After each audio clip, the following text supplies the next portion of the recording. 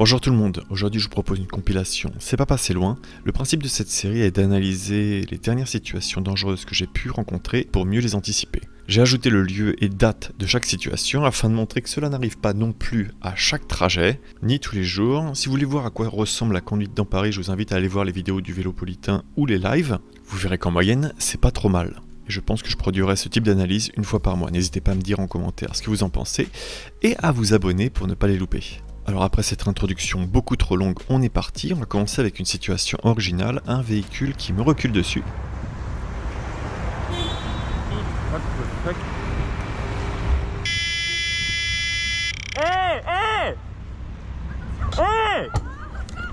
C'est pas possible là, c'est un sens interdit. Est-ce que moi sur ma caméra, ça te bâtard, tu tapes mon camion? Il est dans un état ton camion Dis déjà. qu'est-ce que tu me racontes gros? Je te vois de ma caméra là, tu vois pas ma caméra? Tu vois pas la piste cyclable? Non, vu l'état de la voiture, non. Là je pense pas, je pense que c'est une bonne idée là. Donc dans cette situation, le réflexe évidemment c'est de faire du bruit et de descendre le plus vite possible du vélo pour éviter d'être entraîné dans sa chute si jamais il est percuté par le véhicule. A noter que non, il n'est pas possible d'emprunter une rue en sens interdit en marche arrière, même pour quelques mètres. Pour info, ça peut valoir une suspension de permis pour une durée de 3 ans. Je vous laisse les sources en description. Voici un autre cas de figure où la cycliste a vraiment bien réagi.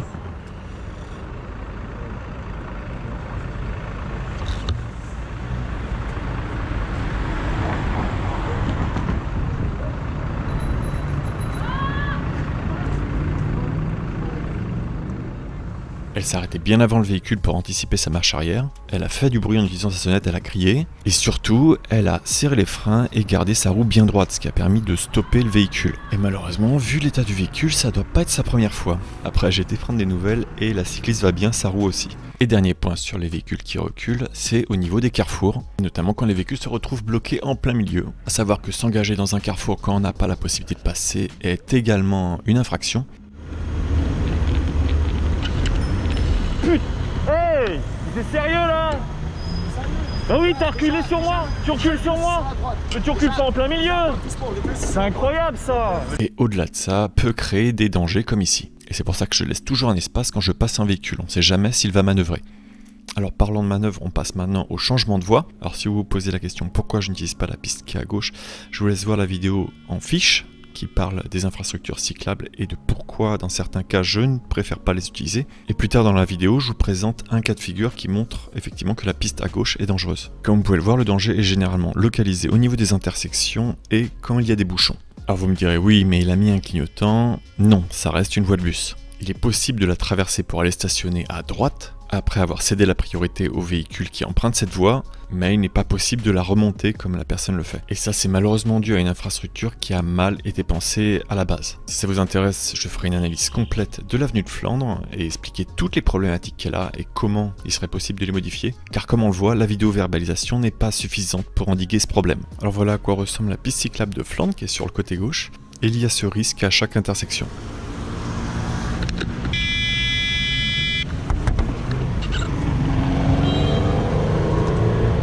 Vous avez failli me renverser, vous avez passé le feu rouge madame. Regardez le feu rouge. Oui, c'est pour vous le feu rouge madame. Bah oui, je sais arrêter, non? Bah non, plaît, regardez, je passe vous avez quoi? dépassé la ligne d'arrêt. Quelle ligne d'arrêt? La ligne d'arrêt. La ligne d'arrêt qui est là madame. Où? Là, ici. Alors je ferai une analyse plus détaillée sur Flandre, mais comme on peut le voir, le feu ici n'est pas clair, la flèche, personne ne la voit, et en plus de ça la voiture était en contresens car il y a des cyclistes qui peuvent arriver du côté gauche. C'est également pour ça qu'on peut voir les pointillés alternés. On retrouve le même constat sur le boulevard Sébastopol, où le véhicule a le feu vert effectivement, mais il va couper la piste en double sens cyclable sans respecter la priorité, car les cyclistes ici n'ont pas de feu. Il est également complètement possible que le camion n'ait pas vu la cycliste à aucun moment, à cause des angles morts, et à cause du camion qui était stationné à un endroit où il ne devrait pas, et qui cachait l'accès à cette intersection. Le conseil donc, c'est de partir toujours du principe que les véhicules venant de votre droite et qui vont couper votre route ne vous ont pas vu, et ne vous engagez que si le véhicule est complètement arrêté, ou comme ici que l'on peut voir clairement la tête du conducteur. Même problème ici, je m'engage pensant que le chauffeur était à l'arrêt et qu'il n'allait pas s'engager.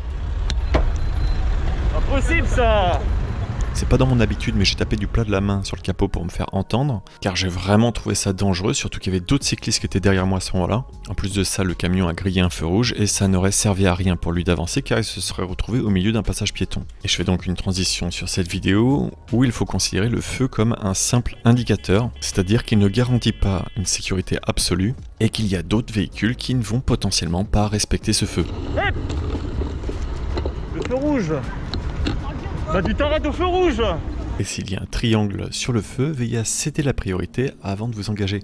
Rassurez-vous, il n'y a pas que les cyclistes qui passent les feux rouges. Sauf que quand c'est un cycliste qui le fait, c'est lui qui met sa vie en danger. Si un feu existe, c'est qu'il y a une bonne raison pour ça. Si le cycliste qui s'engage contrôle au dernier moment et aurait pu très bien se retrouver serré contre le bas-côté par un véhicule déjà engagé, alors que quelques secondes d'attente suffisent pour pouvoir y aller en toute sécurité.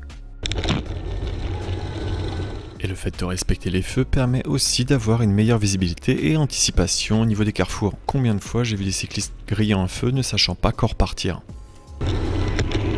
Et évidemment, cette problématique se retrouve aussi pour les véhicules. Ici, j'avoue que je m'attendais pas à ce que le taxi me redépasse par la droite parce que je pensais qu'il était stationné. Et surtout par rapport aux piétons en approche. Allez-y, allez-y, il est complètement...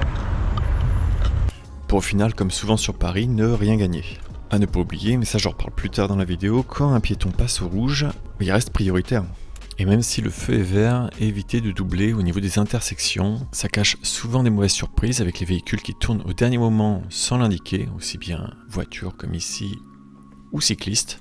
Les changements de fil et carrefours sont là où sont principalement localisés les accidents, donc il vaut mieux y aller tranquillement.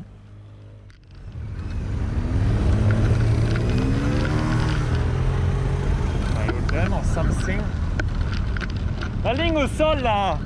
Et s'il n'y a pas d'autre choix qu'y aller très progressivement et se faire voir, parce que face à 1,5 tonne, la priorité c'est de ne pas avoir d'accident.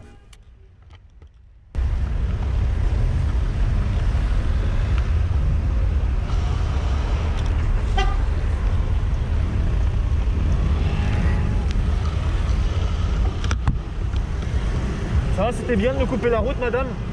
Pour vous arrêter un feu? Bah, vous contrôlez vos angles morts au minimum parce que moi c'est ma vie qui est mise en danger. Bah, faites attention madame, les angles morts. Surtout pour arriver et vous bloquer un peu. Vous êtes resté bloqué en plein milieu. Moi je vais tout droit. Je suis sur une file où je vais tout droit. Faites attention s'il vous plaît. Voilà, au moins on a l'explication, elle m'avait pas vu. C'est pour ça que quand ce genre de situation m'arrive, je préfère systématiquement aller discuter avec le chauffeur. En espérant que la prochaine fois, il fasse plus attention car je ne vous avais pas vu et pas vraiment une excuse si on renverse quelqu'un. Même chose quand un véhicule est déjà en erreur, le mieux c'est d'attendre qu'il s'en rende compte, ne pas essayer de le dépasser parce que là, la dame se met en danger.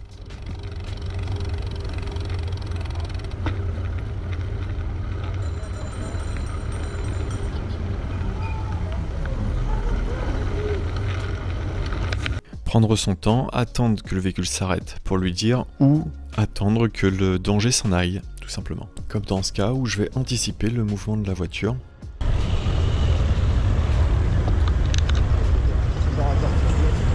Il vaut mieux rester derrière un véhicule en mouvement qu'à son côté.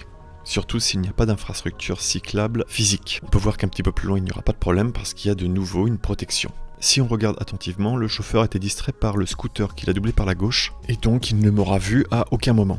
Et quand il n'y a pas de piste cyclable comme ici, le mieux c'est de rouler bien décalé du bas-côté pour éviter ce genre de situation. À l'approche des passages piétons, c'est vraiment le pire endroit parce qu'il y a un rétrécissement, et donc quand les voitures décident de doubler à cet endroit-là, ça crée vraiment une situation très dangereuse. Même chose quand il va doubler la trottinette, c'est vraiment avec 20 cm qu'il le fait. La trottinette est obligée d'aller dans le caniveau pour l'éviter. Bonjour, ça sert à quoi de dépasser comme ça? Vous me dépassez en serrant pour vous arrêter un feu juste derrière, ça sert à quoi? Je roule à 30 km/h à peu près, vous me dépassez proche de moi, c'est très dangereux parce que moi je roule vite. Si jamais je fais le moindre décalage, vous me faites tomber. Je n'ai qu'à faire attention, vous êtes un professionnel, vous avez à faire attention. Bon, donc c'est à moi de faire attention, ça j'avais bien compris.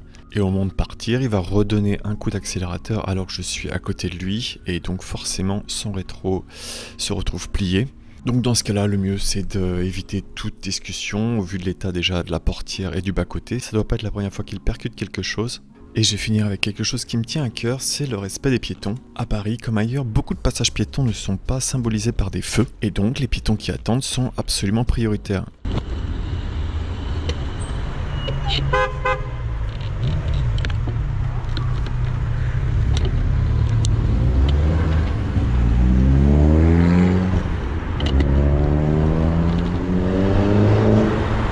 Inutile de rappeler qu'on est dans le 16e, le chauffeur vient de me klaxonner parce que je me suis arrêté à un passage piéton, mais comme on est à Paris, j'ai pu le rattraper au prochain feu pour pouvoir discuter un petit peu de ce qui s'est passé. Bonjour. C'est ça l'excuse. Moi je regarde alors que vous ne respectez pas les piétons. C'est ça l'excuse. L'excuse c'est que regardez à votre Je me serais pas arrêté, vous vous seriez arrêté pour le piéton? Sûrement pas.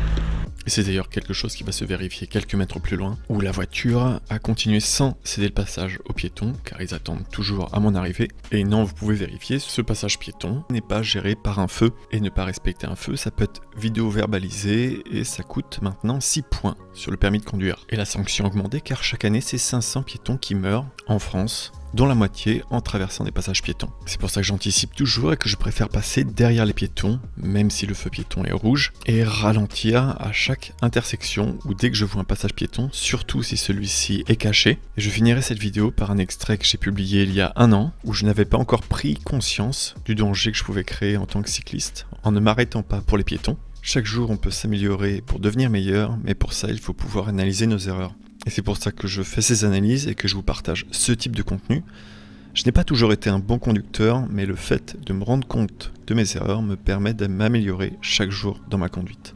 C'est pour ça que quand je m'arrête pour discuter avec un conducteur, je ne le blâme pas, j'essaye d'être force de conseil pour que lui aussi, la prochaine fois, puisse faire le bon choix. J'espère que vous avez apprécié ce type de contenu, et merci d'être resté jusqu'à la fin. Je vous dis à bientôt pour de nouvelles vidéos, et bonne route. Bonjour monsieur. Est-ce que c'est possible de vous garer sur la voie véhiculaire s'il vous plaît? Juste sur la voie véhiculaire s'il vous plaît. Non mais... Ah vous allez tout de suite? Très bien, merci monsieur. Parce qu'en fait, non juste... vous ne savez peut-être pas, mais en fait quand vous êtes là, les cyclistes doivent faire tout le détour et se remettre dans les véhicules. Et ça les met en danger. En fait si vous vous garez là sur la véhiculaire, c'est moins dangereux. Pour moi, pour vous. Merci monsieur, bonne journée.